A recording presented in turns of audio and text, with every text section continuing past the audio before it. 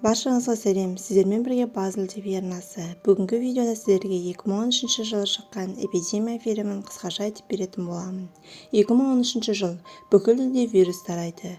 Ол адамдарға психикалық әсер етеді. Адамдар далаға шығуға қорқады, далаға шыққан әр адам өледі. Адамдар сыртқа шығуға қорқады. Сол себепті ғимараттардың ішінде болады. Программист Марк Делгадо 3 ай бойы өзінің жұмыс орнында өмір сүруде. Ол адамдарға көмектеседі. Олар кафеде тамақтанады. Метромен үйге жол ашуда. Жігіт машинаның терезесінен сындырып GPS-ті алып кеткенін көреді. Жігіт метро арқылы жүретін жолды ашады. Адамдар кетпес бұрын тамақтары алуда. Марк GPS-ті бастығынан Энрикодан көреді. Жігіт Энрикодан құрылғы туралы сұрайды. Энрико Маркпен сөйлесуге шақырады. Марк бастығымен қалай танысқанын есіне түсіреді. Ол өте қатал адам болған. Нашар жұмыс жасасаң жұмыстан бірден қуады. Энрико Маркке жұмысты 1 айда бітіруін тапсырған. Жігіт жұмысты дер кезінде бітіру үшін түні бойы жұмыстар жасайды. Ошибка. Неверный код. Вот черт. Марк қызы Джулиямен телефон арқылы сөйлеседі. Қыз Андрея деген серіктесі екеуі дүкендерін таңертеңгіден жабатынын айтады. Қыз жігітті үйде күтеді, бірақ жігіт үйге кеш қайтады. Үйге кетсе қыз жұмыс жасап отыр екен. Қыз жігітке балалы болғысы келетінін айтады. Сейчас не до этого. Время неподходящее. Кешкісін жігіт теледидар қарап жатады. Жаңалықтардан вирустың бастапқы кезеңін айтады. Жасөспірім жігіттің қайтыс болғанын айтады. Жігіт 6 ай бойы далаға шықпай қорыққан. Жұмыста барлығы осы туралы айтады. Жігіт жұмыстасы Равирдің алаңдап кетіп бара жатқанын байқайды. Жұмысшылар ер адамның 1 ай бойы үйіне бармай, киім ауыстырмай жуынбағанын айтады. Қазіргі уақытта Марк Эндрюден құрылғы туралы сұрайды. Ол әйелін табу керектігін айтады. GPS телефонында жасамайды. Марк ер адамға қалаған затының барлығын беремін, тек әйелімді іздеуге көмектесші дейді. Олар келісім жасады. Жігіттер метроның жолымен GPS арқылы және картамен қарап жолға шығады. Төменде адамдар көп. Идем. Жолда олардың GPS-ін бір бала ұрлап кетеді. С дороги! Прочь! Прочь! Ұры жігіт қашып 3 балаға келеді. Олардың бірі жігіттің ағасы екен. Ағасы оларға полицейдің белгісімен қаруды көрсетеді. На колени. Тихо, тихо. Кейін қаладағы светтердің барлығы өшіп қалады. Осы сәтте Энрико полицейге жабысады. Марк құрылғыны алады, бірақ ол құлап қалады. Құрылғының беті сынады. Марк тығылып тұрады, ал Энрико полицейге шабуыл жасап өлтіреді. Кейін тағы бір адамды жарақаттайды. Жігіттер ол жерден адамдардың арасына кіріп қашып кетеді. Энрико жарақат алған жерін қарайды. GPS жасап тұр екен. Бастық қолында тапаншасы болса да Маркты тастамады. Bir сәтте Марктың есіне көршісінің үйіне кіргенде жаман иіс шығып мусорға толғанын, үйге кіргенде көршісі соған шабуыл жасап, өзінің 3 ай бойы далаға шықпаған және далаға шығуға қорқатынын айтады. Сол күні мекеме жұмысшылары Равильді ғимараттан қуып шығады, себебі ол айлар бойы үйіне қайтпаған. Марк жігітті бір нәрсе дұрыс емес екенін көріп ішке кіргізеді. Ішке кіргізгеннен кейін оның қайтыс болғанын айтады. Он мертв. Марк Равильдің шкафынан өмір сүруге ең қажетті заттарды көреді.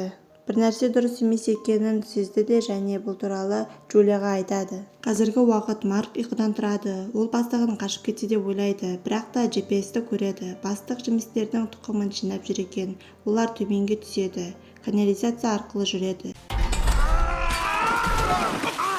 Жігіттер Марктың үйіне жетеді. Олар потолокты жару үшін бомба жарады. Олар тесік арқылы кіреді. Бұл жерде әлі де адамдар бар екен. Көршісі әлі үйден шықпаған. Марк өзінің үйіне келеді. Есігі құлтаулы тұр. Үйде біреу бар екенін көреді. Откройте дверь! Открой дверь! Жігіттер ішке кіреді. Олар ішке кірсе отбасы тұр екен. Олар араб болып шығады. Тек қыздары испан тілінде біледі екен. Қыз үйде ешкім болмағанын айтады және осында жайғастық дейді. Отбасы бұл жерде әйел болған жоқпыз, оны көрген жоқпыз дейді. Жігіттер тамақ іздейді. Энрико тағы да тұқымдарды алады. Ал Марк қағаздарды қарап жүріп суреттің артынан өзге қағазын көріп қалады. Солай қыздың аяғы ауыр болғанын біледі. Бірақ қыз айтпаған. Марк қызбен бірге соңғы болған күнді есіне түсіреді. Олар жаңалықтар көріп отырады. Жаңалықтарда бүкіл әлемде паника вирусының басталғанын айтады. Содан кейін әйелдердің туып жатқанын айтады. Жігіт әйелдердің туып жатырғанына жынданады. Эти идиотки еще рожают. Вот чокнутые. Бұны естіген қыз өз-өзін ұстай алмай жылап кетіп қалады. Марк жұмысына барады. Ол көшеде ешкім жоқ екенін байқайды. Жұмысқа келгесін әйеліне соғады, бірақ құрбысы оның сөйлескісі келмейтінін айтады.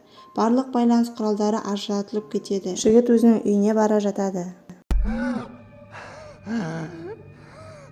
Солай жігітте көшеге шыға алмай қалады. Оған да вирус шыққан. Қазіргі уақыт далада жаңбыр жауда, барлығы су жинауда. Жігіттер кешкісін су құйып алады да кейін Марк әйелі жасаған жұмыс орнына барам дейді. Бірақ та Энрико больницаға барамыз, әкеме барамын дейді.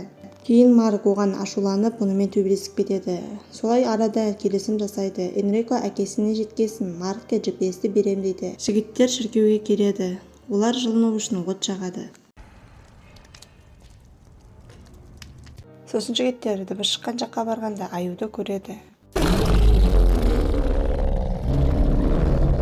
Осы сәтте оларға аю шабуыл жасайды. Олар қашқанда Энрико құлайды, бірақ Марк көмек береді.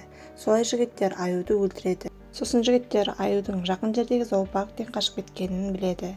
Сосын олар аюдың етін пісіріп жейді. Энрико Маркке көмектескені үшін рахмет айтады. Және ол жұмысты уақытында бітірсең де мен сені жұмыстан шығарып жіберер едім деп мойындайды. Энрико әкесінің соңғы рет көргісі келетінін айтады. Марк те өзінің баласы болғанын қалайды, бірақ та оны қалай асырап өсіремін деп ойлайды. Олар метроға келді. Сол жерден отбасыға кездеседі. Олардың ішіндегі біреуі жаралы екен. Олардың ішіндегі біреуі оларға: Я слышала, что больница сгорела. Бұны естіген Энрико ашуланып жоғарыға шығады және өртеніп жатқан аурухананы көреді. Ол өзінің әкесін көре алмағанына жылап өлгісі келеді. Марк оны ұстап қалады. Энрико GPS пен тұқымдарды оған беріп, бұл жерден кете бер дейді. Жігіт қызының жұмыс орнына келеді. Ол ғимаратта өлген адамдардың денесін көреді және оны біреулер бақылап жүреді. Магазинде Андреяның анасының өлген бейнесін көреміз және де ол айнадағы сөзді көріп қалады. Мы в супермаркете. Андреа. Солай Марк супермаркетке келеді. Ол жерге келсе өзге адамдар тамақты тығуда. Жігіт оларға әйелдің суретін көрсетеді және оны көрдіңдер ме деп сұрайды. Они проверят и, возможно, найдут твою Джулию. Бір кезде оларға бір адамдар шабуыл жасайды. Марк Джулияны іздеуде. Ол ішке келгенде Андреяны көреді. Ол Джулияны соңғы рет дәрігерге кеткенін, содан кейін көрмегенін айтады. Андреа! Олар сөйлесіп тұрған кезде олардың арасына оттен ағаш түседі. Андрея қашып бара жатырғанда оның үстіне ағаш құлап ол көз жұмады. Маркке бір жігіт шабуылдайды. Сол сәтте Энрико пайда болып оған көмек береді. Энрикоға пышақ тығып сұғып алған екен. Ол төбелескен бала, кішкентай бала болғасын оған ештеңе істемей жібере береді. Идем отсюда, пока здание не обрушилось.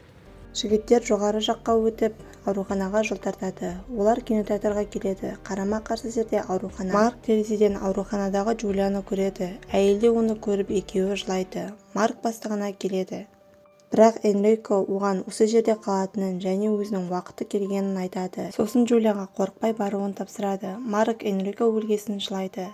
Кейін Марк далаға шығады. Ол жүріп келе жатырғанда құлағынан қан ағып басы айнала бастайды. Жарты жолдан құлайды. Марк есін жиса әйелді көреді. Өзінің әйелге жеткенін түсінді. Любимый. Уақыт өтіп әйел ер бала дүниеге әкеледі және олар су жинап Энрико берген тұқымдарының арқасында өмір сүреді. Вирус келесі ұрпаққа әсер етпейді екен. Оларға балалар келеді. Отбасы баласын солармен бірге жібереді. Олардың басты мақсаты адамзатты қалпына қайта келтіру. Видео ұнаса арнаға тіркеліп лайк баса кетіңіздер. Сіздерден үлкен қолдау болар еді. Баршаңызға рахмет. Келесі видеоға дейін сау болыңыздар.